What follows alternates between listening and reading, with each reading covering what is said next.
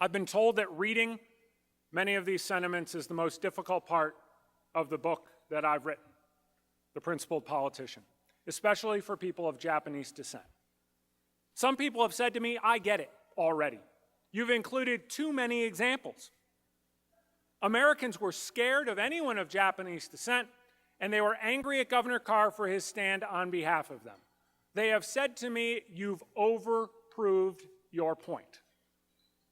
And consistently, I have said, apparently, I haven't.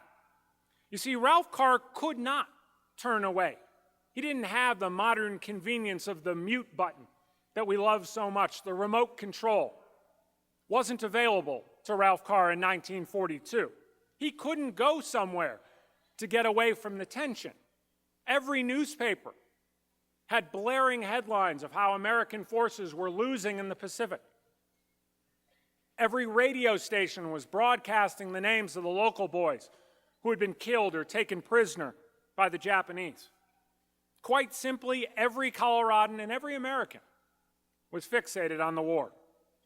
And the letters kept coming, the telegrams kept coming, and the editorials kept berating him. And Ralph Carr's phone kept ringing. And I'm not talking about the phone at the Colorado governor's office. I'm talking about Ralph Carr's home phone. You see, back in the early part of 1942, he was listed in the Denver City telephone directory. He had 2 teenage kids. Anyone who has teenagers could probably relate to this. How happy do you think they were that the phone was ringing and it wasn't for them? They begged him, disconnect the number, change the line, take your number out of the city directory. And consistently, Ralph Carr told his teenagers, if you're the governor, the rich and powerful always know how to get a hold of you. But if you're going to do a good job as the governor, you've got to give the common man a chance to call after an honest day's work. Well, they called all right. He couldn't escape it.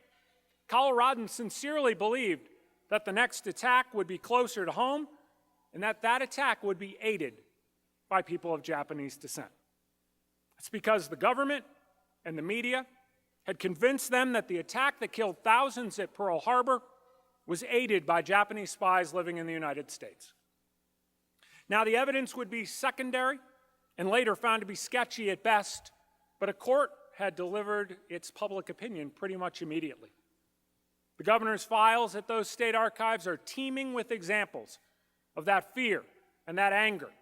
He told one of his college friends that he was being cussed in Colorado, almost as often as he was discussed in the state of Colorado.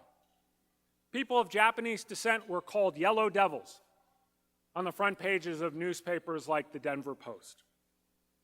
Roughly 120,000 people of Japanese descent lived on the West Coast in the early part of 1942, majority of whom were American citizens. But those who contacted the governor did not differentiate between citizen and non-citizen.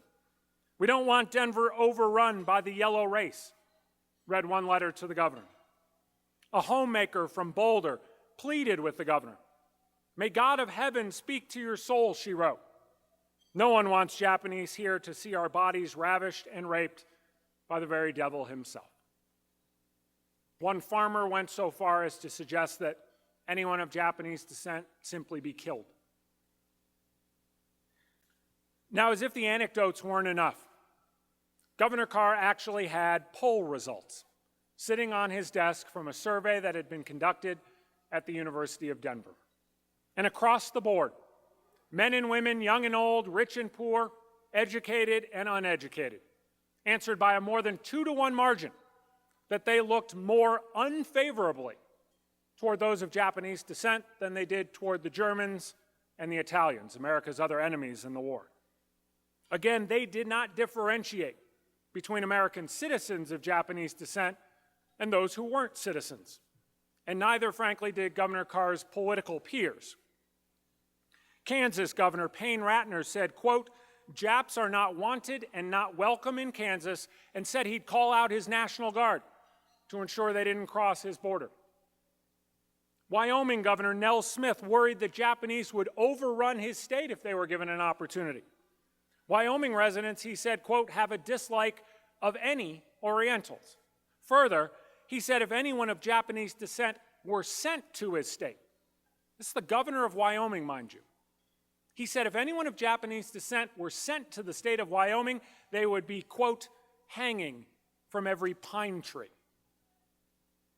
Even Earl Warren, who would later go on to become what many believe is the greatest advocate for civil rights in U.S. Supreme Court history, even Earl Warren was terrified. As California's Attorney General, he was asked about evacuating the West Coast of anyone with any Japanese blood in them, and he said, quote, American-born Japanese are a menace. So in this environment, you can imagine the reaction then when Colorado's governor says, to the American-born citizen of Japanese parentage, we look for example and guidance, and we offer the hand of friendship, secure in the knowledge that they will be as truly American as the rest of us. Now, to come from a governor would have been significant enough, but this was no ordinary governor. Even though he had only been in elected office just 3 years, he was one of the sought-after speakers on the National Republican Party circuit. He was an outspoken opponent of the New Deal, an outspoken opponent of big government. He traveled the country speaking to Republican audiences in places like New York, Los Angeles, Dallas, Detroit. The reporters he talked to love him. He spoke to a group of reporters in Los Angeles and told them the way to balance the budget was to stop spending when the money's gone. There's some members of Congress potentially in the audience here. It's interesting. He told the New York Times that the way to save taxpayers' money was to stop spending taxpayers' money. Well, they loved it, and they fawned all over him in their papers. He was keeping the company of people like former President Herbert Hoover, NBC radio announcer Lowell Thomas, who had written Lawrence of Arabia, and was maybe the second most popular individual in the country at that time, behind FDR. And he kept the company of the man who'd offer him the chance to run for vice president in 1940, that being Wendell Willkie. Ralph Carr would turn down that opportunity to continue to try and reorganize Colorado state government. But he was being talked in the papers of the day, New York Times, Los Angeles Times, as a future presidential candidate. Not many people, folks, even get mentioned in that kind of a sentence. Ralph Carr's political star was rising at breakneck speed.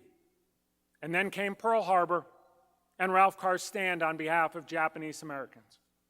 A stand where he proclaimed, if the principles of the Constitution are not preserved for every man, then we shall not have them to protect any man. If the principles of the Constitution are not preserved for every man, then we shall not have it to protect any man. The governor of a landlocked state quickly found himself isolated on a political island.